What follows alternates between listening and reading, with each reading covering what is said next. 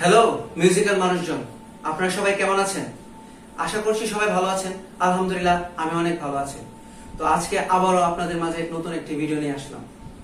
যে ভিডিওটি হচ্ছে কোনো গিটার টিউটোরিয়াল নয়, গিটার ক্লাস নয়। যেটা হচ্ছে আপনি যে ক্লাস করার আগে, গিটার টিউটোরিয়াল শেখার আগে আপনাকে কিছু বিষয় সম্পর্কে অবশ্যই অবগত থাকা দরকার।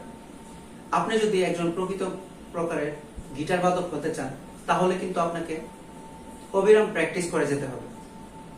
আপনি যতই বাজাবেন ততই আপনার উন্নতি হবে।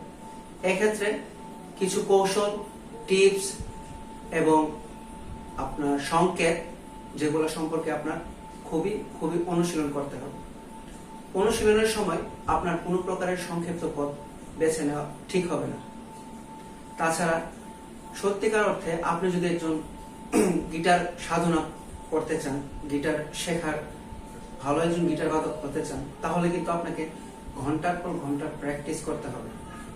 তাছাড়া কোনো বিকল্প নেই। এবং আপনি যদি প্রকৃত প্রকার একজন গিটার বাদক হতে চান, তাহলে আপনাকে তিনটি বিষয় সম্পর্কে অবশ্যই অবগত থাকা জরুরি। যেটা হচ্ছে প্রথম, সেটা হচ্ছে আপনার টেকনিক। আপনি যে গিটার বাজাবেন, আপনার যে ফিঙ্গারিং, আপনার কর্ড ধরা, কর্ড শিফটিং, এসব সম্পর্কে আপনার টেকনিক অবলম্বন করতে হবে।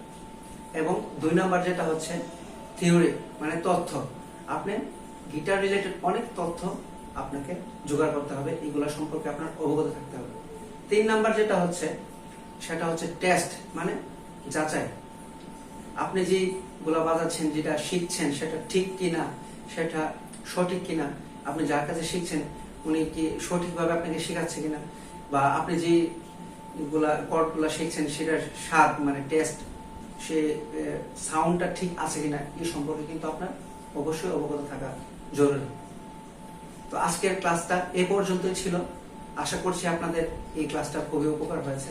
আর এ পর্যন্ত আমার এই ভিডিওটা দেখার জন্য অনেক ধন্যবাদ। এবং আগামীতে আমি আরো ভালো ভালো ক্লাস নিয়ে আসবো, যেটা হচ্ছে গিটার কর্ড, গিটার ফিঙ্গারিং, তারপর হচ্ছে রিদম, তারপর আপনার প্লাকিং, আরো অনেক বিষয়, মুডস, যে অনেক আমাদের মুড সম্পর্কে জানা হবে। তো সেই পর্যন্ত আমার সাথে থাকবেন, আমাকে সাপোর্ট করবেন। আপনাদেরকে ধন্যবাদ। আসসালামু আলাইকুম।